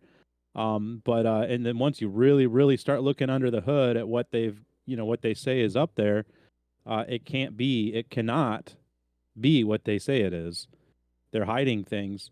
And it does seem that there's something up there, and actually, it seems like what is up there follows classical mechanics, not Einsteinian mechanics, which is a big problem for them. So what I'm trying to figure out is that the towers make sense, right? They put it X, Y. Okay, there it is. It's a defined location that does not move, right? And you put another one, and then you can reference between those 2 points, and then a third one, and triangulate, and so on and so forth. What I'm trying to figure out is if the signal is coming from the sky as well, how can they keep that like? I got you. Is it moving? Is it stationary? And if it is, I got you, bro. stationary, how does it stay in the same spot? And if it does move, then Yeah. that's So what I get caught. so up for in. the stationary stuff, we're not super sure. They say that it's at the equator, right? So we've got some ether explanations possibly to explain that, but again, that's all just like trying to explain things that may or may not exist in terms of the technology being there or how it's configured there, right? There could be balloons there doing a network around the equator. Who knows, right? But for how it works with moving systems, right? So let's say they have a balloon network and it's just balloons going back and forth, right? Taking different jet streams at altitude, doing circle loops or something like that, right? So they would have everything referencing the center of a coordinate system. So everything is going to, so if you take a look at this graphic here, look at it's like a Gleason's map, right? And you have your 1, 2, 3, 4, 5. These are your positions of your satellites, and they're all referencing the center of the coordinate system, right? And then we have number 6 here, which is going to be a person that's going to that needs to use the trilateration to tell where they're at on the coordinate system. So GPS sending the information when it sends its signal, it's saying, "Hey, I'm right here," in reference to the coordinate system. So it sends it to the observer here. He gets it, and his device determines based off of the input of all the other signals sent to it where it's at in reference to the coordinate system, based off of how long it took for those signals to get there or get to him.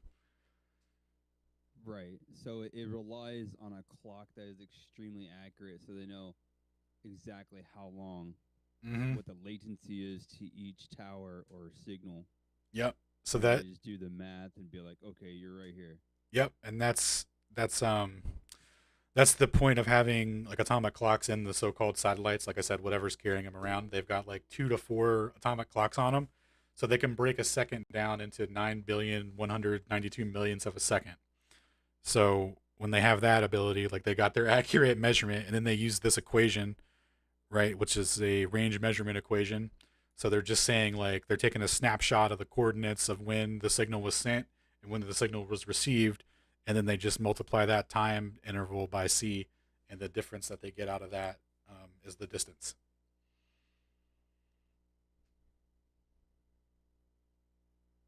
It's kind of incredible that that even works. Dude, it's nuts, right? It's insane, dude. It really is incredible, actually. I agree. It's really incredible. Like they're using the velocity of the induction rate of light, or like to determine like in atomic clocks, like that exact decay rate. Like the fact that they've got it down to that level of precision and are able to have like a coordinate system like based on that is really insane. Really cool in a sad way because they obfuscate what they're really Well, doing. there's an additional layer of obfuscation that has to be baked into that none of us are going to be able to be privy to because, just as in Miller's experiments, he determined that the propagation rate changes based on altitude and time of year. They're also going to have to be accounting for that. And we're not going to even know what the true numbers are because they're just going to feed us this 20,000 kilometers away number or whatever, even though that's not the real number. So they're going to have these other variations they account for that we don't even know about.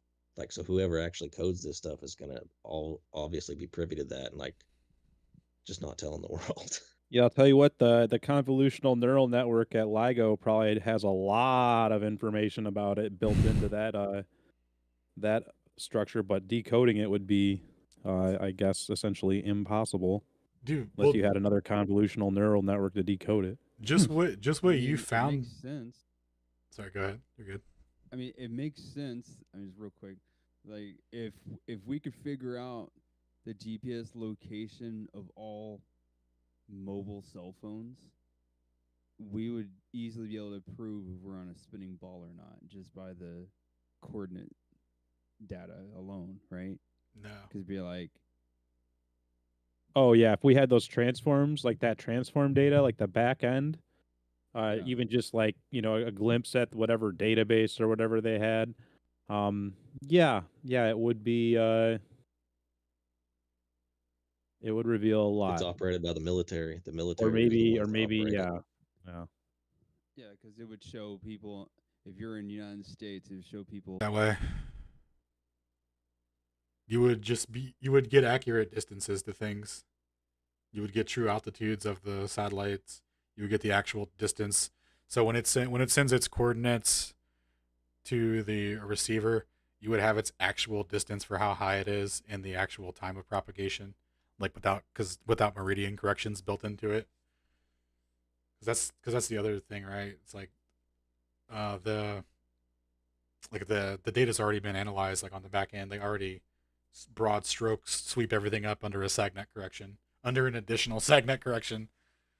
They're playing 3-card Monty with SAGNet corrections, and every fucking card is SAGNet correction to a row. and that's another thing that I've been thinking about. It's been in the back of my mind, and I never really got around to looking into. Is that okay? All these GPS coordinates, you can just turn on your GPS. 20 seconds later, boom, you got your location, like down to feet, right? And Google Maps like knows exactly where you are. You can do Street View, and if we're gonna say that no one has an accurate map, whether you believe in we're spinning on a spinning globe or a flat Earth or whatever, how are they able to make it match perfectly? Almost, it seems like. It's a great question. So for local use, right, it's going to be accurate, especially if you're in a city going to work. You're not going to notice any deviations. For larger distances, that's where they're going to be able to cook it in, right? So when people get into using things like GPS to verify reciprocal zenith angles and that kind of stuff, those distances based off of meridian corrections are always going to output the globe. Like you're always going to be able to use the coordinate system to travel from, across the country in America and shit. Like it's always going to be accurate enough for that, right? But if you were going to measure, if you want to take a single measurement from a location here based off of the time it takes to get to Florida or something like that, right? That distance, like that kind of stuff, is where the it's not going to be useful. Interesting. Because it's basically what they've got it, how they have it set, right? Is it's with the meridian corrections. They're just saying that based off of the amount of time, however much time they need to add or subtract to a measurement to get you the distance to put you on the coordinate system, on the globular coordinate system. That's all. That's all they're doing. It's already built in. It's just they're just adding time or subtracting it.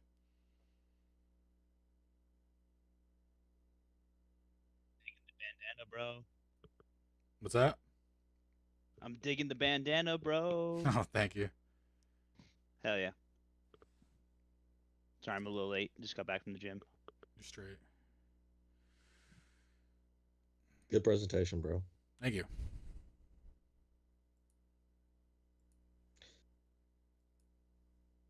Interestingly enough, I went and asked ChatGPT about the Polaris referencing of the ICBMs at altitude. And it's sitting here telling me that that's not a thing, and as of its 2022 info, it doesn't know of any systems that use that. And I'm like, Really? pretty sure Northrop Grumman does. Well, dude, I got a tour of the Northrop Grumman facility in Redondo Beach, California, and was like looking at their stuff. I got to see the James Webb Space Telescope before it got launched up. I got to the rundown about like the SR-71s and different stuff like that. I don't know if that's where I learned the stuff about the Polaris and the tracking or not, but I feel like it is. But I definitely remember for sure that that there are ICBM systems that can self-track off of Polaris. Well, we'll have to look into that later. Yeah. All right. Any other? So yeah, anyone else want to like bring anything else up before we close out stream, or any other comments, questions? Alan, you got anything else you wanted to say? No, I think that's about it, man. I mean, we're looking at a long, extensive history here of trial and error, trying to fit relativity theory into technology that clearly doesn't need it. And then, the surface level narratives that we get, like from the layman, is GPS proves relativity. GPS couldn't work without relativity. GPS is relativity. All these crazy things, and it's just like when you look into it, like everything else, not only does it refute relativity, it refutes the motion of the Earth, like all their mathematical presuppositions about motion. Like it's insane. Yeah, and to bring it back to the twin paradox, right? Like if you're like me and you heard that at some point in your life and you thought like that just seems crazy, and the paradox like bothered you in an internal way, like I know it bothered me. That's because these things don't actually play out in reality, and your intuition that things in reality shouldn't play out that way is right. And that's, as Bennett pointed out, these things, that's what Bennett pointed out, that's what Ron Hatch pointed out. These things don't play out in reality. And Alan just showed you over and over and over and over again these things not playing out in reality. So, there's no paradox. It's just Einstein was wrong. That's it. Over and done with. No, but just trust the math that wasn't even presented. Yeah. All right, cool. So if there's no further questions, comments, I think I'm good to end out if you are. Yeah, let's close it out. All right, cool. Thanks everyone for listening in. It's been an etheric time. All right, thanks everyone. Appreciate you coming out. Make sure you share the stream to disseminate the information. Have a good night, everyone.